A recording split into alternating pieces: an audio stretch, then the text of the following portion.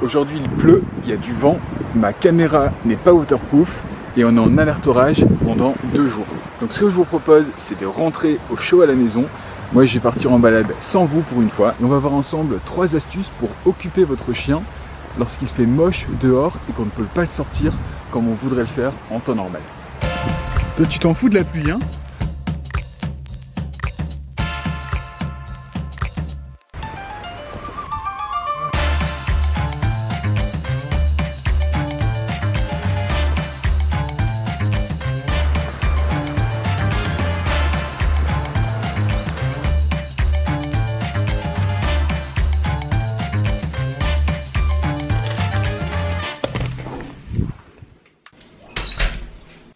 Après, je pense pas que la pluie, ce soit une raison suffisante pour ne pas sortir son chien. C'est pas ce que je dis. Mais c'est vrai que parfois ça peut être dangereux, comme aujourd'hui, on est sur une période de tempête. Donc je sais que ce soir, avec Mia, on ne pourra pas sortir. C'est pour ça qu'on en a profité maintenant. Mais attention, les moments de pluie sont parfois les moments les plus fun. Parce qu'en fait, il n'y a personne qui se balade autour ou en forêt. Donc on est tout seul. Et Mia, elle passe des super moments et elle s'en fout de la pluie. Elle a suffisamment de protection et suffisamment de couches de poils pour ne rien sentir. Là, vous voyez, à part ses pattes, son corps est quasiment sec. Donc sortez quand il pleut, mais si c'est une tempête ou que vous ne pouvez pas la sortir suffisamment longtemps parce qu'on est vraiment sur un épisode avec des très grosses pluies, vous verrez qu'il y a plein de choses qu'on peut faire pour que le chien vive ça d'une meilleure manière. Le premier exercice qu'on va mettre en place, c'est un travail sur l'un des sens de son chien. Et on l'a vu dans une vidéo récemment, le sens qui est le plus développé chez votre animal, c'est son odorat. Donc pour l'aider à travailler ça, à l'intérieur lorsqu'il pleut, c'est simple, vous avez juste besoin de nourriture appétante pour lui. Donc là, je lui ai pris du fromage, ça peut être de la viande, ça peut être du poulet, ça peut être même des légumes. Moi je sais que Mia adore le cœur de concombre. Là je fais au plus simple, c'est ce que j'avais sous la main. Et il n'y a pas besoin de faire des trop gros bouts, même là je pourrais encore, vous voyez, les diviser en petits bouts, ce ne serait pas gênant. L'idée c'est vraiment que le chien ne soit pas non plus gavé, il ne faut pas qu'il tombe malade, mais il faut que ce soit suffisamment appétant et intéressant pour que ça lui donne envie de travailler. Donc je vais mettre tout ça dans un pot, et l'idée c'est qu'on va travailler un ordre que Mia connaît, qui s'appelle le cherche. Et le cherche, il est intéressant parce qu'en plus d'être utilisable pour cet exercice, pour stimuler son odorat, je l'utilise également pour d'autres jeux, notamment aller me chercher la balle, aller chercher le frisbee, aller chercher quelque chose que je viens de lancer. Donc toujours avec cette idée de synergie entre les ordres et les renforcements qu'on a pu faire à son chien. Donc maintenant que j'ai mes friandises, ce que je vais faire, c'est que je vais les cacher un peu partout dans la maison et je vais demander à Mia d'aller chercher ça, tout en travaillant en plus plusieurs ordres, puisqu'elle devra d'abord s'asseoir et ensuite rester à sa place pendant que je mets tous les aliments partout dans la maison. On va aller travailler, Mia. Tu viens au pied? Bravo. Coucher. Et tu restes. Et maintenant, je vais venir mettre des friandises devant elle et à des endroits de plus en plus difficiles. Donc ici, on travaille son attention et sa capacité de concentration.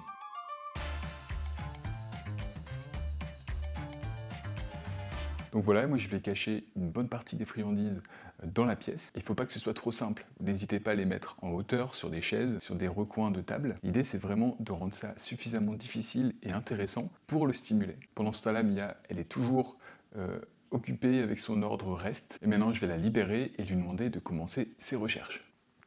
Mia, assis.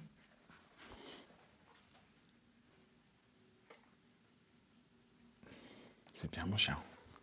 Tu restes et on cherche.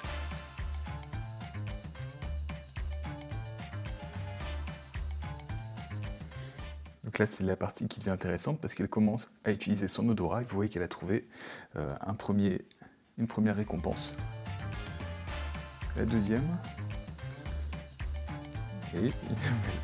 Donc voilà, on est sur un exercice qui est simple à mettre en place, qui est toujours intéressant, pas besoin de mettre beaucoup de friandises. Donc là, j'ai mis à peu près un tiers de ce que j'avais découpé, et le reste, on va l'utiliser pour les 2 autres exercices. Le deuxième exercice, je le trouve très intéressant, mais il va vous demander soit de faire des achats, soit de faire un petit peu d'art plastique. L'idée, c'est de faire une sorte de casse-tête chinois pour son animal, où la récompense sera encore une fois la nourriture. Donc pour nous, ce sera les morceaux de fromage que j'ai coupés tout à l'heure. Il y en a de tout niveau, et si vous voulez vous amuser, vous pouvez le faire vous-même.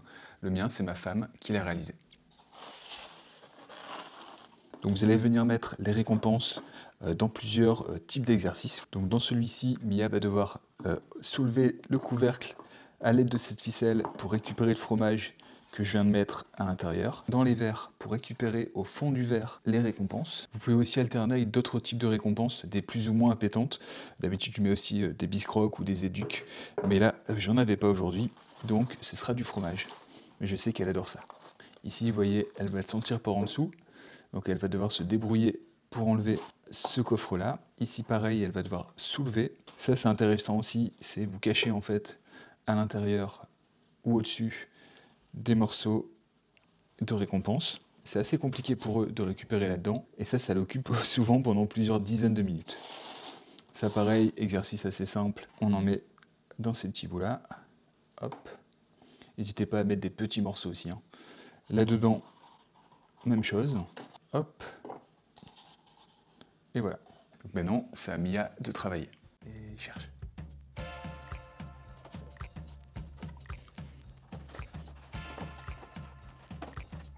Oh.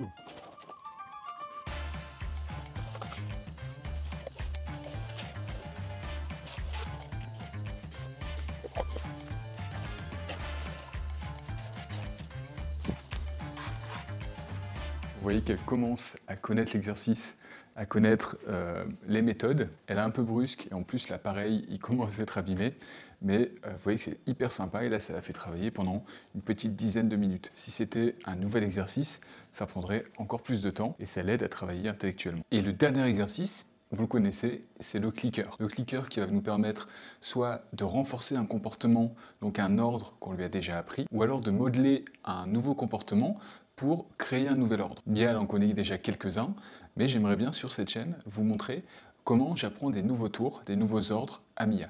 S'il y en a qui vous intéressent, vous pouvez me le mettre en commentaire et ça pourrait faire l'objet de prochaines vidéos. Si vous voulez en savoir plus sur cette méthode, je vous ai déjà fait une vidéo sur ce sujet et également un guide qui est disponible dans la description de cette vidéo.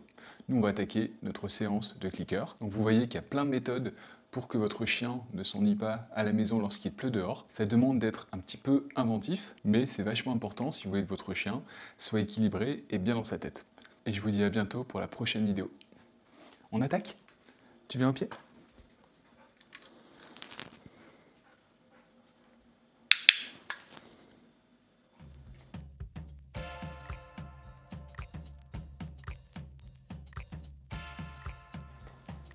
Et bravo, c'est bien.